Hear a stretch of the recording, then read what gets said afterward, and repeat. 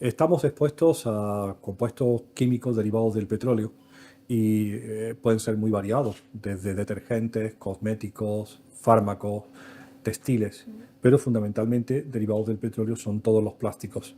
Y el riesgo de exposición humana en el último 24 años de este siglo, tú lo sabes bien, pues es muy alto. Es decir, que hay una probabilidad importante de exposición desde el momento de la concepción, el embarazo, la primera infancia y el desarrollo de los niños. Fundamentalmente porque se están sustituyendo materiales comunes durante años, como la madera, el cristal, el metal, por plásticos, con la idea de que son más limpios o de un solo uso o que tienen propiedades milagrosas. Eso ha resultado en que el 100% de la población europea, el 100%, norte, sur, este y oeste, jóvenes, niños y mayores, estamos expuestos diariamente a los componentes del plástico.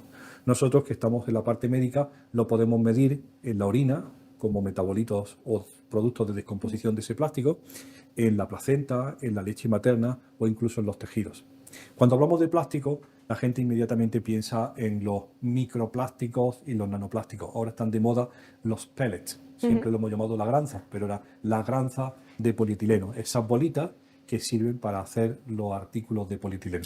Pues bien, esa es la forma física de ver el plástico en pequeñas bolitas que son algunas veces fabricadas porque sirven para hacer el plástico y otras veces que resultan de la descomposición y la ruptura de plásticos mayores, lo que se llaman fragmentos de plástico o fragmentos de fibras.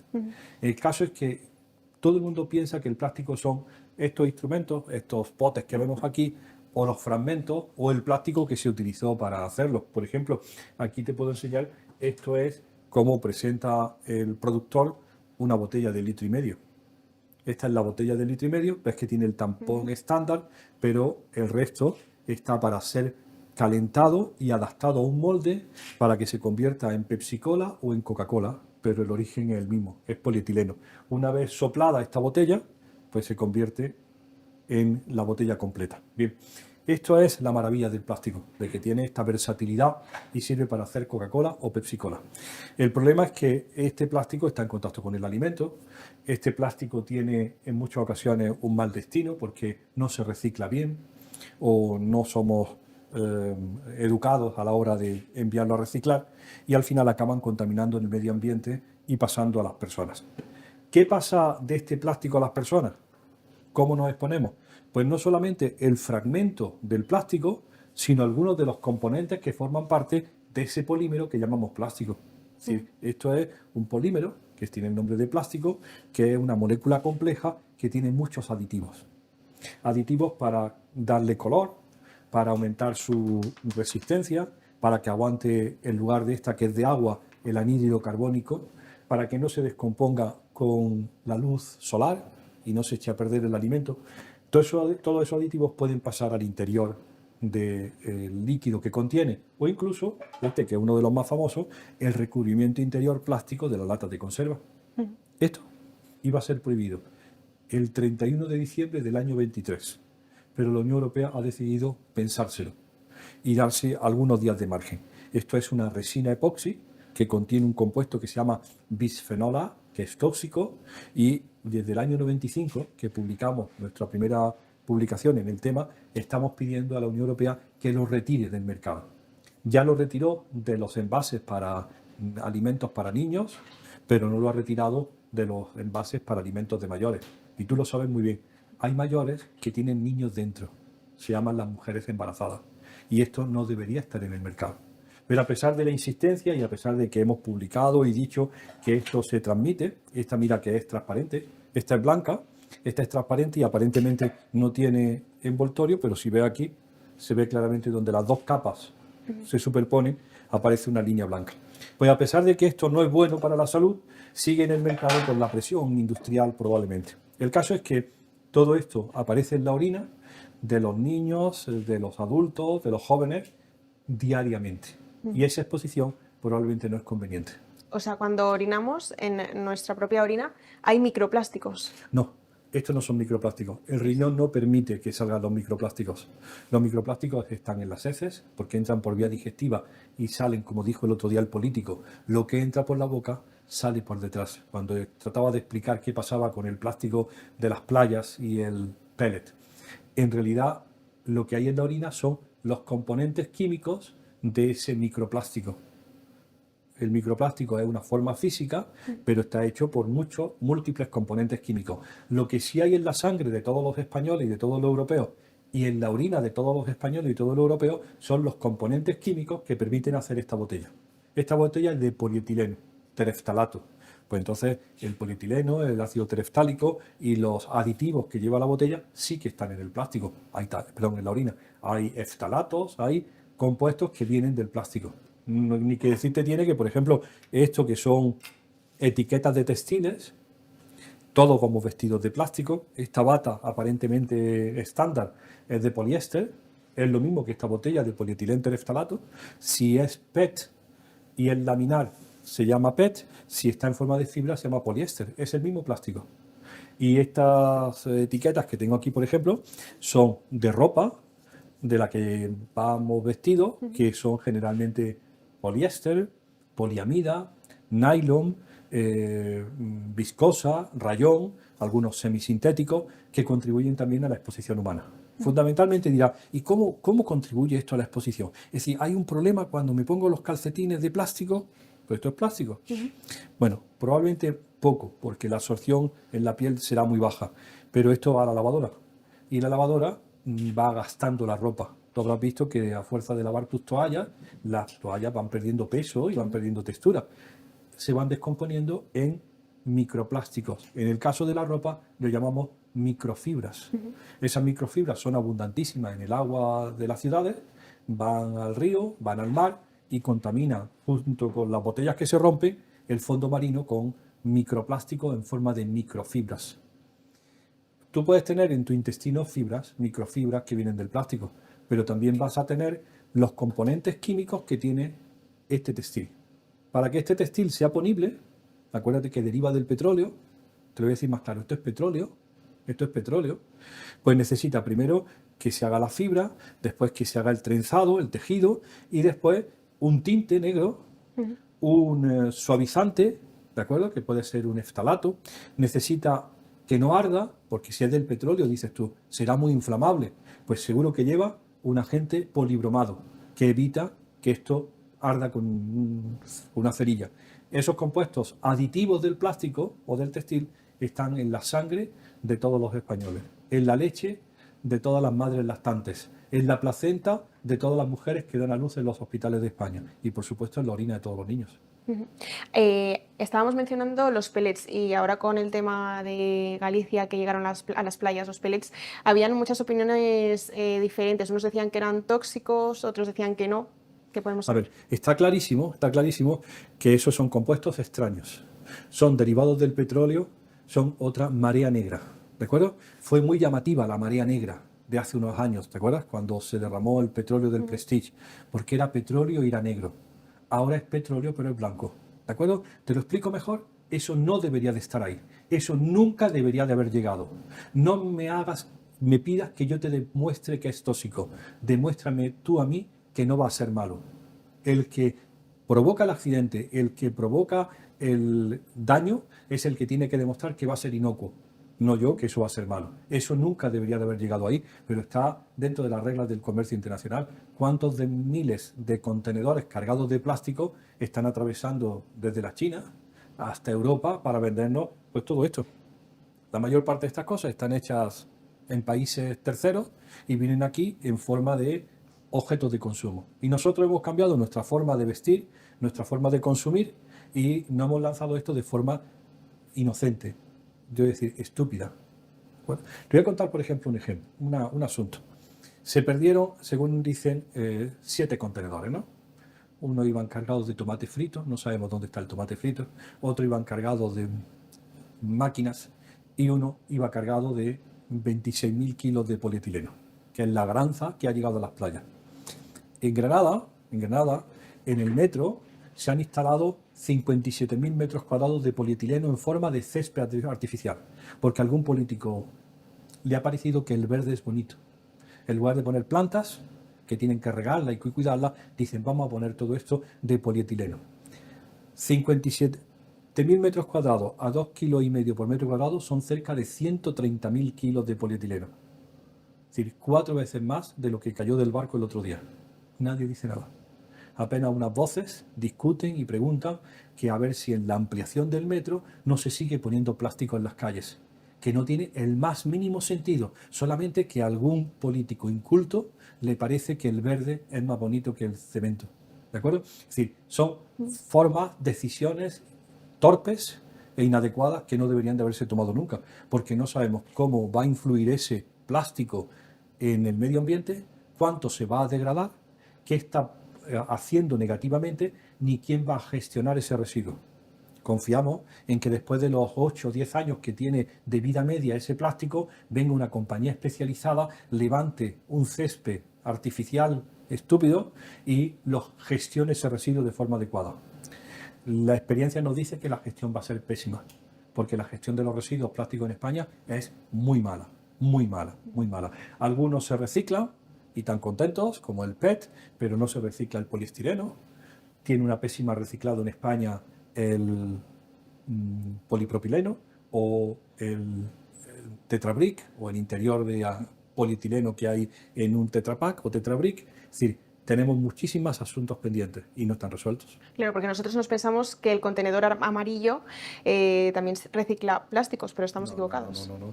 A ver, el contenedor amarillo fue diseñado para el plástico. De hecho, una campaña de unos andaluces de Baza hablaba del plastichín, el vitriolo y el cartúnez. Y clarísimamente el contenedor amarillo era plastichín y los niños en la escuela cantaban alegremente cuando tú naciste, plastichín.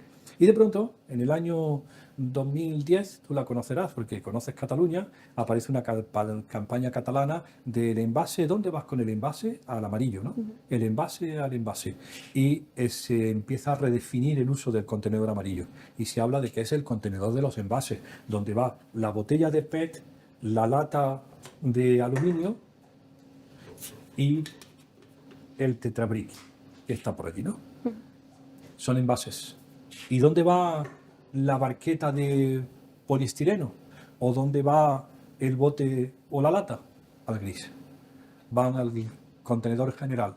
En donde hay un contenedor marrón ya se segrega el orgánico del resto de porquería.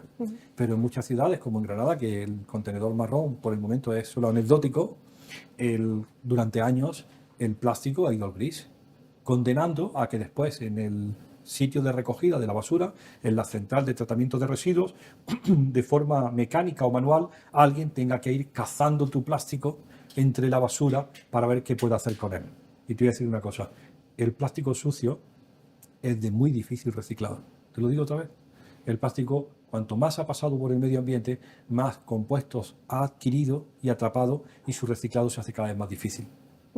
¿Los compuestos tóxicos que tiene el plástico nos puede perjudicar de alguna manera a nuestra salud? Si tú tuvieras una fábrica de plástico, de derivados del plástico, por ejemplo, recibes esto de la casa comercial y quieres hacer tus botellas, tienes un catálogo de 600 compuestos químicos para añadirle a la base cuando quieras, para darle color, para hacerlo resistente a la luz ultravioleta, para hacerlo resistente al calor, para hacerlo resistente a la alta presión del carbónico, para que aguante ácidos o bases. Todos esos aditivos, 600, los pones a voluntad. Primero, el consumidor, el ciudadano, nunca va a saber si lleva esos aditivos.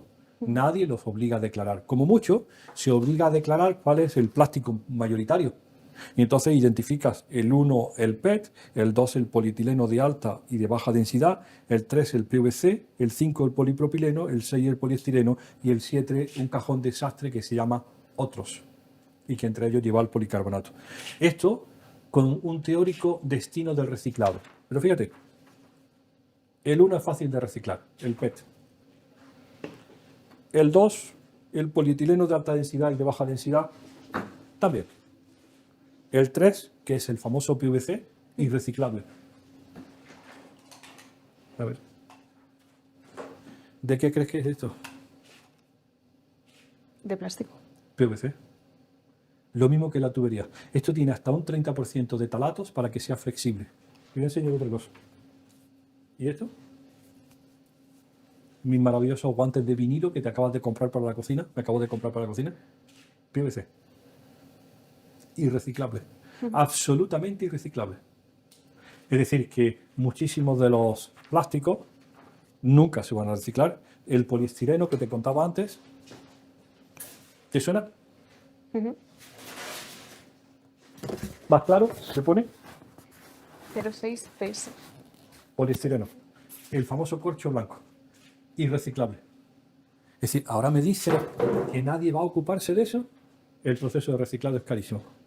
No trae cuenta reaprovecharlo. Digo, entonces, el contenedor, y contestando a tu pregunta, ¿eso va al contenedor amarillo? No. Ni se te ocurra. Has comprado 6 tomates insípidos, ¿de acuerdo? En una barqueta del supermercado, 6 tomates perfectamente esféricos, rojos e insípidos, en una barqueta de poliestireno, envueltas en un film de polietileno, que tú metes en una bolsita de polipropileno y que arrastras con un carrito de policarbonato. Irreciclable todo. ¿De verdad esto es la solución? Afortunadamente ya lo habrás visto. Muchos supermercados, a pesar de que COVID impuso el súper empaquetado, muchos supermercados han dejado de... ya venden a granel. Vas con tus guantes, tocas tus naranjas, pero ya no compran los tomates en esto, porque son conscientes de que esto no hay quien lo reaproveche. Por eso el contenedor amarillo, que tú me decías, ha dejado de ser, desde hace más de 14 años, el contenedor del plástico, ya no es plastichín, ahora es el contenedor de los envases. Y plastichín va todo al gris. La ropa lleva plásticos, muchísimas cosas comunes del día a día lleva plásticos. ¿Qué podemos hacer? En general la ropa, los muebles lo hemos cambiado. Ahora todos estamos en muebles que son de melamina, de productos sintéticos, son resinas, son productos que tienen a lo mejor una base de madera pero encolado con un plástico. Todo eso significa que estamos ante un cambio completo del medio ambiente. ¿Qué podemos hacer? A ver, lo primero de todo, concienciar a la ciudadanía. Yo nunca hablo de los consumidores, sino de los ciudadanos, de ciudadanía para reducir el consumo. Reciclar, Nuria, es el último de las opciones, la última de las opciones.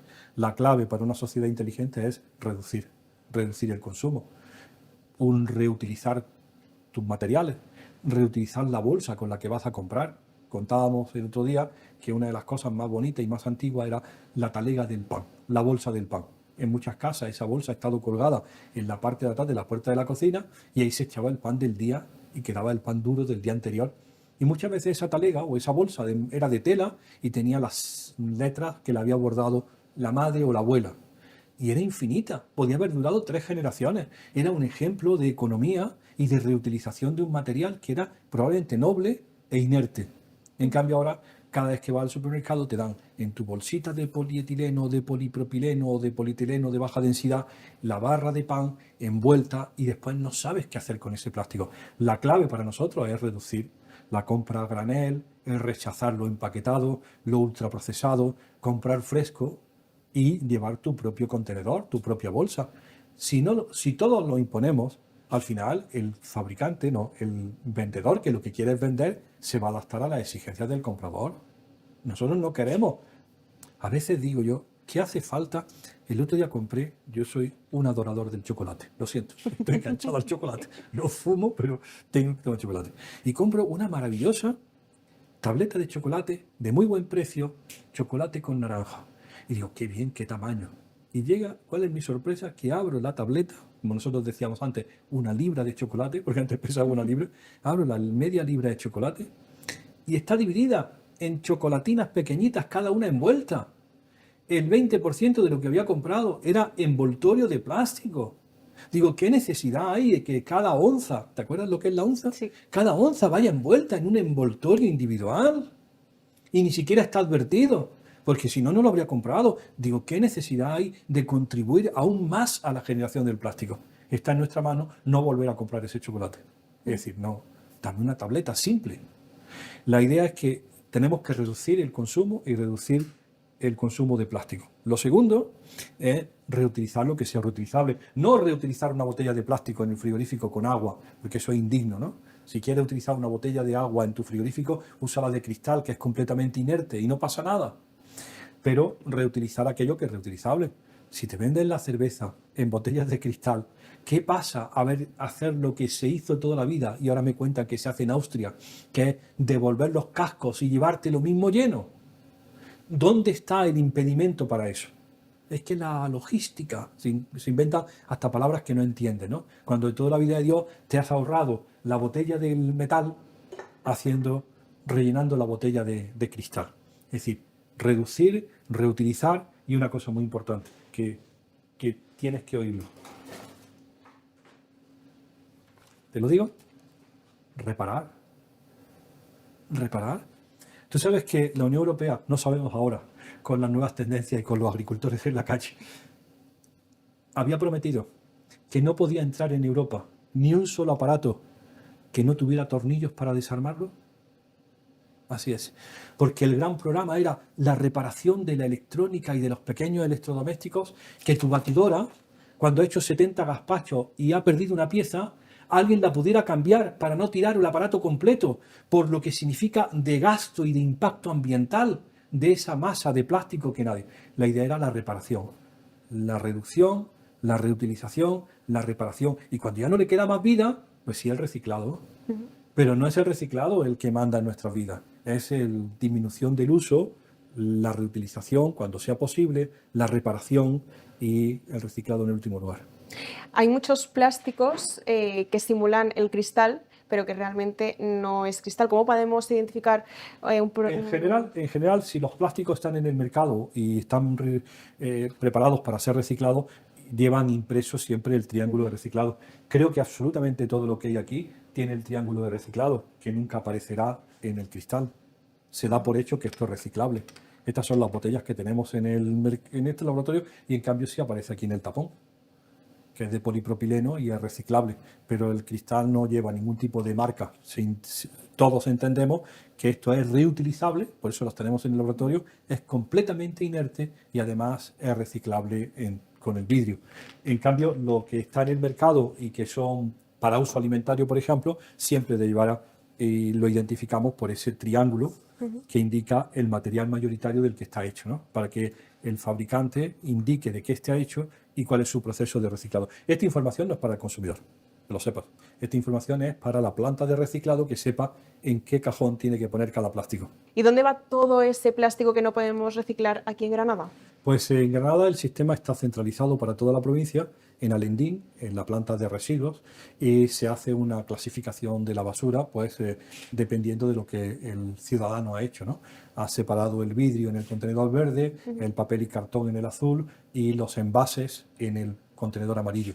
El resto del plástico, que es casi el 80% del plástico, va desafortunadamente al contenedor gris. Allí se hace un nuevo tratamiento, se trata de separar lo orgánico y cualquier otro metal, madera o cualquier otro elemento que haya y separar los plásticos si es que es posible identificarlos. Si esos plásticos no están muy sucios y son separables, pues pueden ir a un proceso de reciclado fuera de Granada. Si no, pues acaba como toda la basura, triturada y enterrada.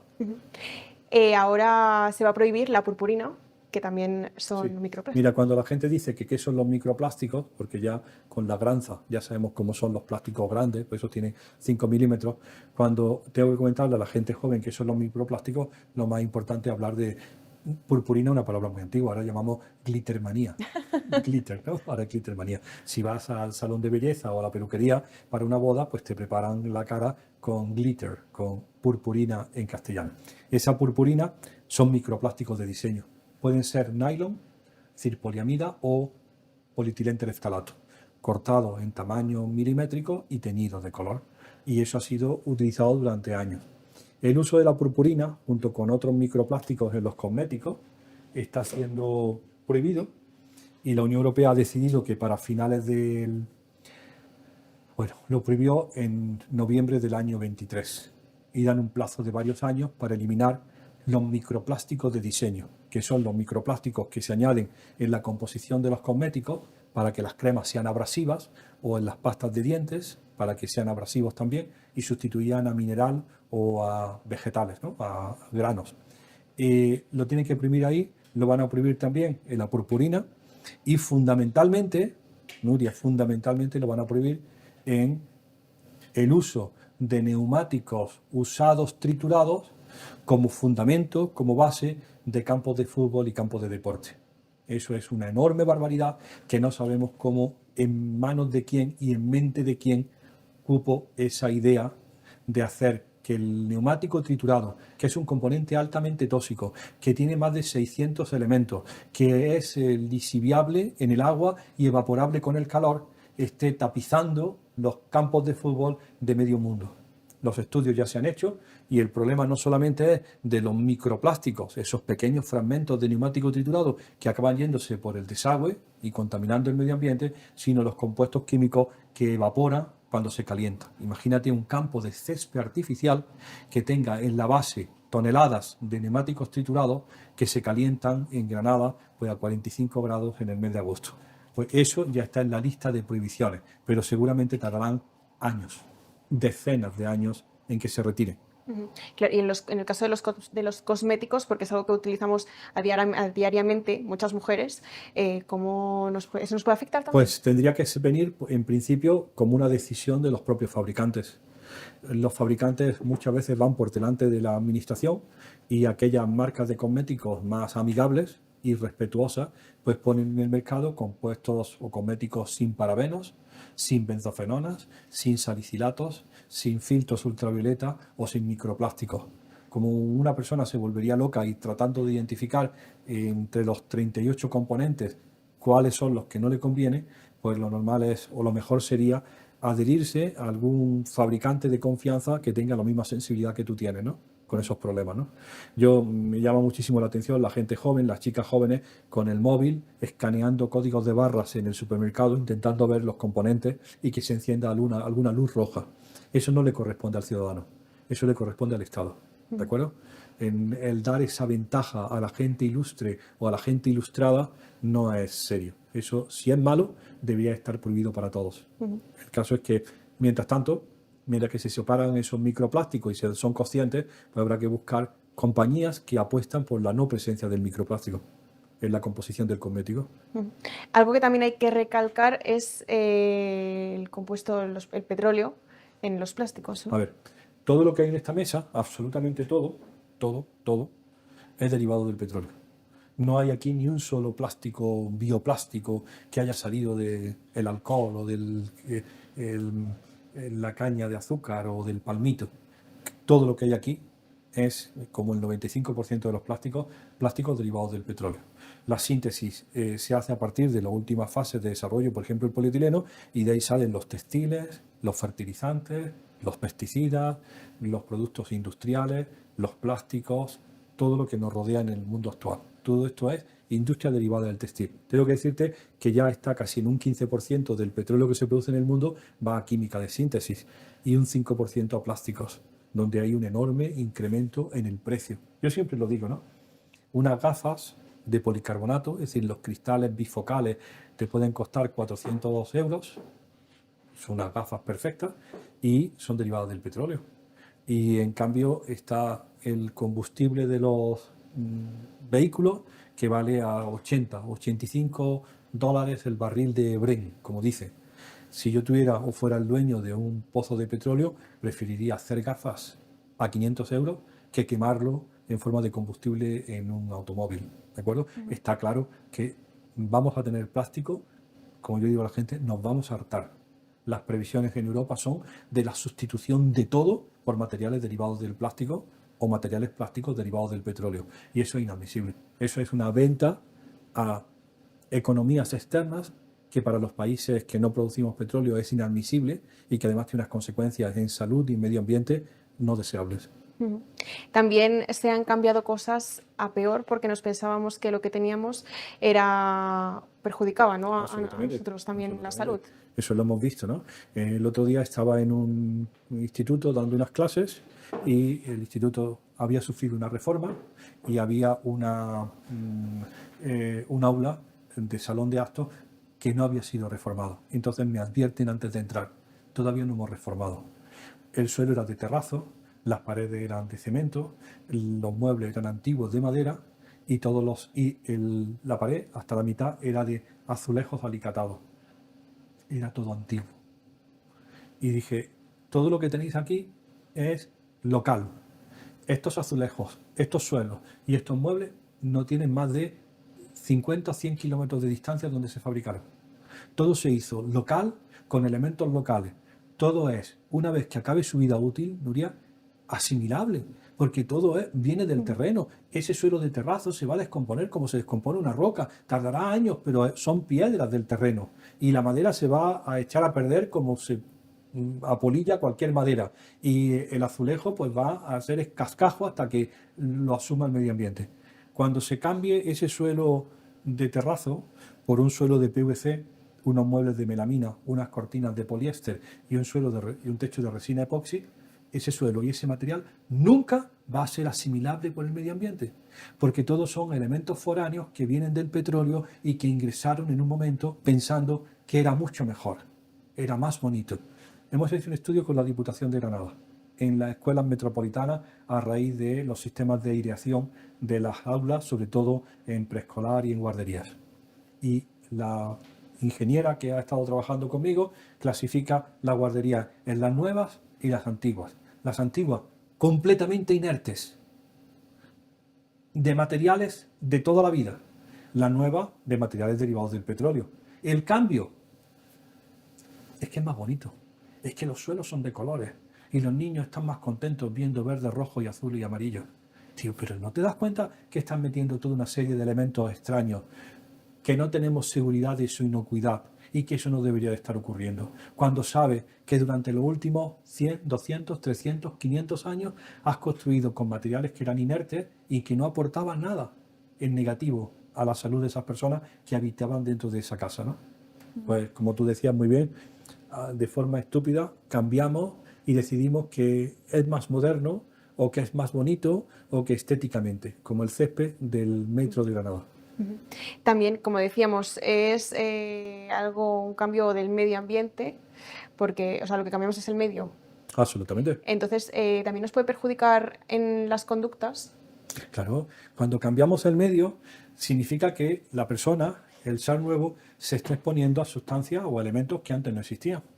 Para nosotros, y es una cosa que vamos repitiendo, ayer estaba haciendo el prólogo de un libro que se llama Los 1000 días, nos parece, y hemos tenido siempre el sentido de que los primeros 1000 días de la vida de un ser vivo son importantísimos, de un ser humano. 1000 días es un número muy comercial que sale de la suma de los 270 días que dura un embarazo, los 365 del primer cumpleaños y los 365 del segundo, en total 1000 días.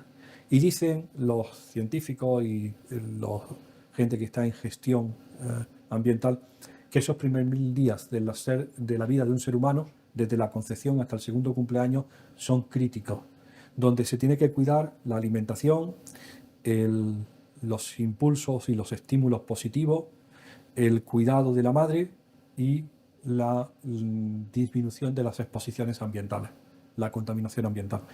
Todos esos elementos contribuyen al desarrollo del individuo nuevo, tanto durante el embarazo como durante la primera infancia. Durante ese periodo va a haber una explosión de crecimiento celular y desarrollo de todos los órganos y fundamentalmente, a ver, Nuria, de tu cerebro. ¿De acuerdo? En esos 1000 días puedes aprender euskera, puedes aprender mandarín, por difícil que sea, vas a aprender el idioma más difícil del mundo. Lo vas a aprender porque tienes una plasticidad cerebral enorme. En esos 1000 días eres completamente permeable a todo. Y lo que se pretende es que la alimentación, el medio ambiente, los estímulos positivos, el amor, sean necesarios para que vayas desarrollándote bien. ¿Cuáles son las consecuencias de que falle alguno de esos modelos? Pues afortunadamente en España pensamos que no va a fallar nunca la alimentación y que aparentemente la protección de la madre va a ser correcta, porque estamos en una sociedad desarrollada con acceso a buena alimentación y a buenos cuidados. Incluso si hay algún cuidado desviado, pues alguien va a advertirlo, ¿no?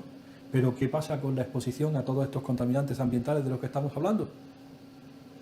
Nada, ahí no hay nadie que esté limitando.